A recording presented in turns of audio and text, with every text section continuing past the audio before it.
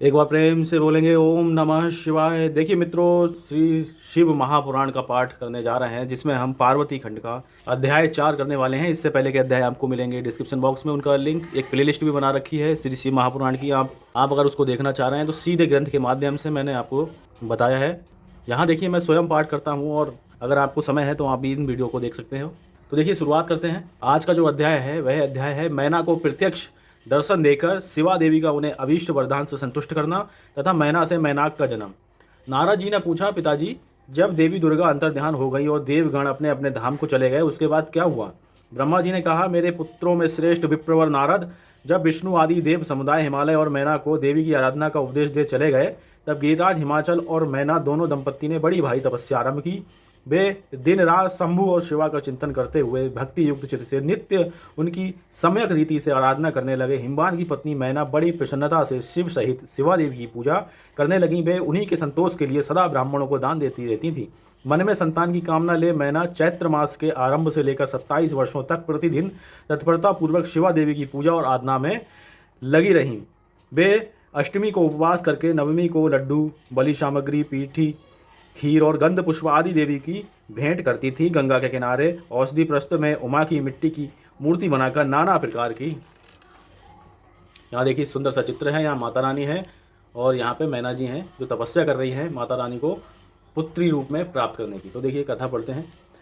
वस्तुएं अर्पित करके उसकी पूजा करती थी। मैना देवी कभी निराहार रहती, कभी व्रत के नियमों का पालन करती, कभी जल पीकर रहती और कभी हवा पीकर रह जाती थी। विशुद्ध तेज से दमकती हुई दीप्तिमती मैना ने प्रेम पूर्वक शिवा में चित्त लगाए 27 वर्ष व्यतीत कर दिए।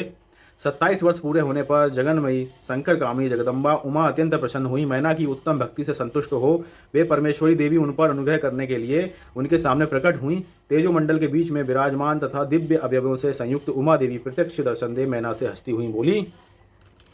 देवी ने कहा, गिरिराज, हिमालय की रानी, महासाध्वी मैना, मैं तुम्हारी तपस्या से बहुत प्रसन्न हूँ।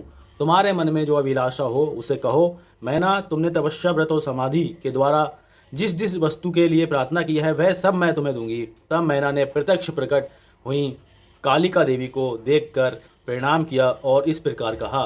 मैना बोली, देवी, इस समय मुझे आपके रूप का प्रत्यक्ष दर्शन हुआ है, अतः मैं आपकी स्तुति करना चाहती हूँ कालिके, इसके लिए आप प्रसन्न हो। ब्रह्मा जी कहते हैं, नारद, मैना के ऐसे कहने पर सर्वमोहिनी कालिकी देवी ने मन में अत्यंत प्रसन्न हो अपने दोनों बाहों से खींचकर मैना को हृदय से लगा लिया। इससे उन्हें तत्काल महाज्ञान की प्राप्ति हो गई। फिर तो मैना देवी प्रिय वचनों द्वारा भक्तिभाव से अपने सामने खड़ी हुई कालिका की स्तुति करने लगी। मैना बोली, जो महामाया जगत को धारण करने वाली चंडिका, लोक धारणी तथा संपूर्ण मनवांछित पदार्थों को देने वाली हैं, उन महादेवी को मैं प्रणाम करती हूँ। जो नित्य आनंद प्रदान करने वाली माया, योग निद्रा, जगजननी तथा सुंदर कमलों की माला से अलंकित हैं, उन नित्य सिद्धा उमा देवी को मैं नमस्कार करती हूँ।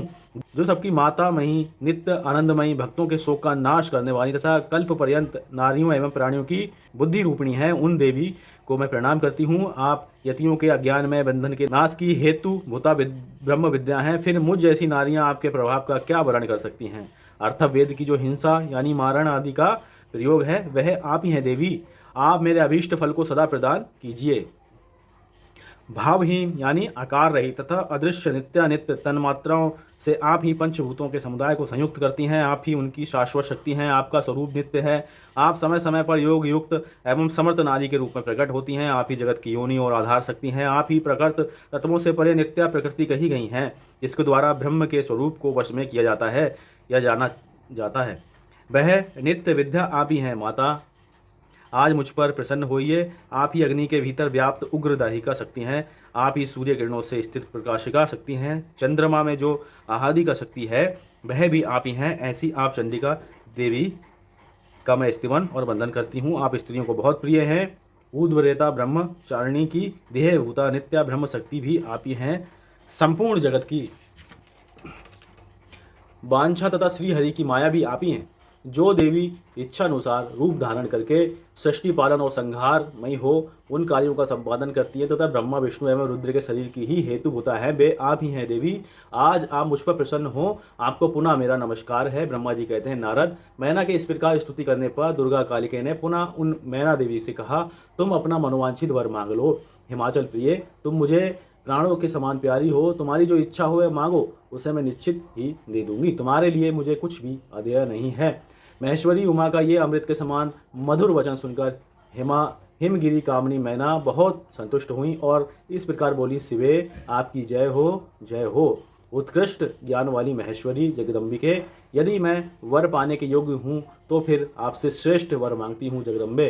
पहले तो मुझे 100 पुत्र हों, उन सबकी बड़ी आयु हो, वे बल पराक्रम से युक्त तथा रिद्धि सिद्धि से संपन्न। उन पुत्रों के पश्चात मेरे एक पुत्री हो जो स्वरूप और गुणों से सुशोभित होने वाली हो, वह दोनों कुलों को आनंद देने वाली तथा तीनों लोकों में पूजित हो। जगदम्बिके शिवे, आप ही देवताओं का कार्य सिद्ध करने के लिए मेरी पुत्री एवं रुद्रदेव की पत्नी होइए और तदनुसार लीला करिए। ब्रह्मा जी कहते हैं, नारद मेनका की बात सुनकर प्रसन्न हृदया देवी उमा ने उनके मनोरथ को पूर्ण करने के लिए मुस्कुराकर कहा। देवी बोली, पहले तुम्हें 100 बलवान पुत्र प्राप्त होंगे, उनमें भी एक सबसे अधिक बलवान और प्रधान होगा, सबसे पहले उत्पन्न होगा। तुम्हारी भक्ति से संतुष्ट हो मैं स्वयं तुम्हारे यहाँ पुत्री के रूप में अवतीर्ण होंगी और समस्त देवताओं से सेवित हो उनका कार्य सिद्ध करूंगी। ऐसा कहकर जगदात्री परमेश्वरी कालिका शिवा मेनका के देखते देखते वहीं अदृश्य होंगी। तात महेश्वरी से अविष्ट वर पाकर मेनका को बड़ा अपार हर्ष हुआ।